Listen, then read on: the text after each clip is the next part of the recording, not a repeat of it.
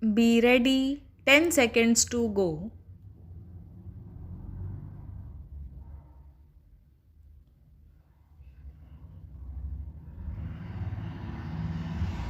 Start.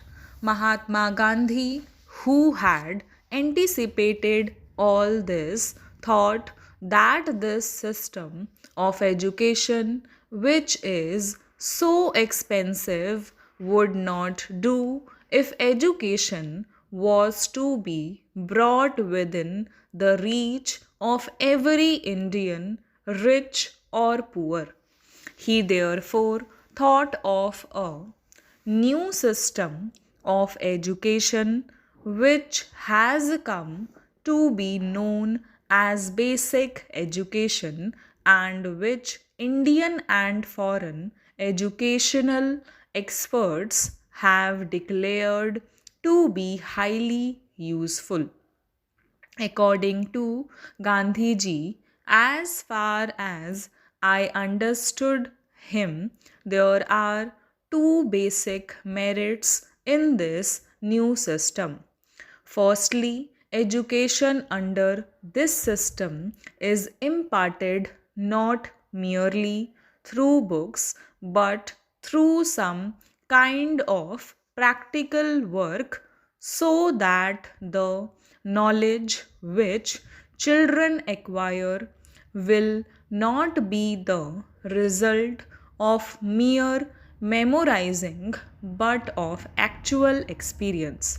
He thought, and some of the leading educationists were at one with him, that knowledge acquired in this way created a degree of consciousness, efficiency, and a feeling of self reliance, all of which would come handy to one when starting life.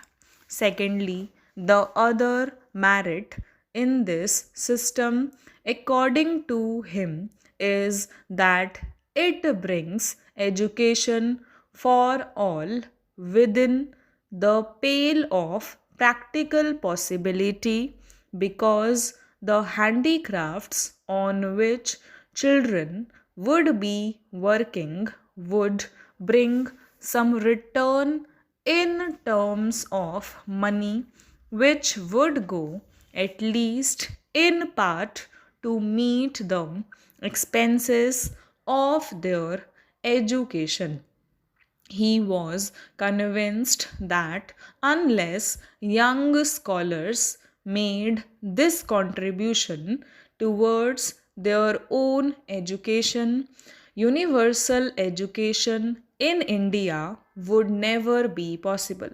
The result of all the discussions and experimentation in the field of education during the last 16 or 17 years is, in my opinion, the same that we arrived at in our discussions in the first conference held at Wardha. Educationists had admitted the utility of the new system but considered children's contribution towards their education as not only impossible but undesirable. Our experience, on the other hand, has demonstrated both the utility as well as the practicality of the system.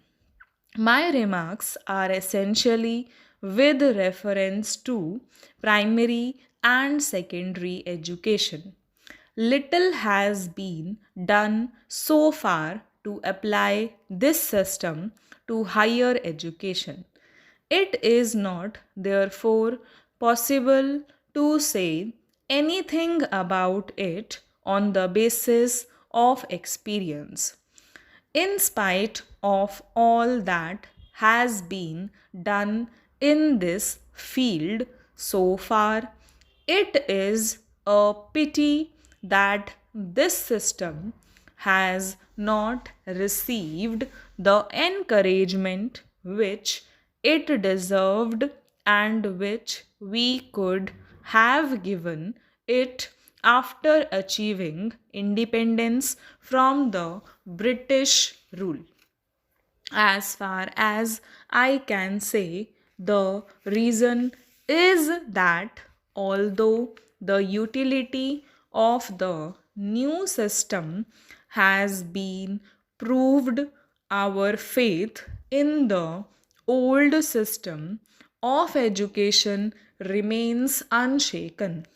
That is also why most of those who are engaged in the work of education have not given much thought to the new system. All that we can say is that even today, the new system has not gone beyond the experimental stage. Our government as bit decided to popularize it as a part of its constructive program, let alone doing anything practical for it. I know that in the various conferences we have had so far, resolutions have been adopted in favor of it, and government agreed that the new system should be adopted. But actually, it has not been done.